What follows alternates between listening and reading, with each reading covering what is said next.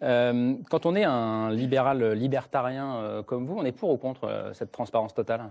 Je vais vraiment être très honnête avec vous, parce que très transparent. J'avais écrit un livre assez difficile à assumer maintenant, mais il y a déjà bien longtemps, qui s'appelait Les discrètes vertus de la corruption. Et c'était en 2009. On redit ce titre, hein, Les discrètes vertus de la corruption. Discrète quand même. Vous avez bien senti l'époque. C'est quoi les discrètes vertus de la corruption? Et donc, je disais, notamment puisqu'on parle de servir la France, qui a le mieux servi la France? Robespierre, l'incorruptible, c'était vraiment quelqu'un d'honnête, alors qui faisait sa déclaration d'intérêt au centime près. Ou Talleyrand, le corrompu d'entre les corrompus, qui a sauvé le régime parce qu'il était tellement corrompu que finalement la France c'était lui. Il tirait les ficelles, il donnait à l'un, il redonnait à l'autre, mais finalement il connaissait le pays grâce à ça.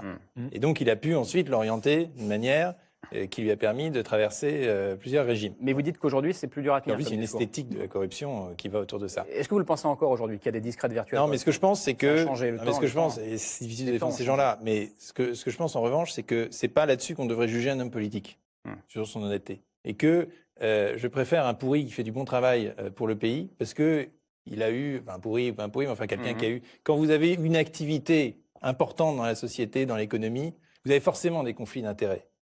Le monde, c'est un conflit d'intérêts. Vous avez des amis, vous avez des pensées, on ne peut pas dissocier comme ça, avoir un individu abstrait qui serait complètement neutre et qui n'aurait ni amis, ni influence, ni rien. C'est impossible. Le mieux, si on a ça, ça honnête et de faire du bon boulot. Si on a ça, ce sera des activistes de la vertu. Ce sera des activistes de la vertu qui probablement seront absolument réglo pour toutes les autorités que vous voulez, pour toutes les cases que vous leur donnerez, et qui seront incapables de prendre des décisions sensées.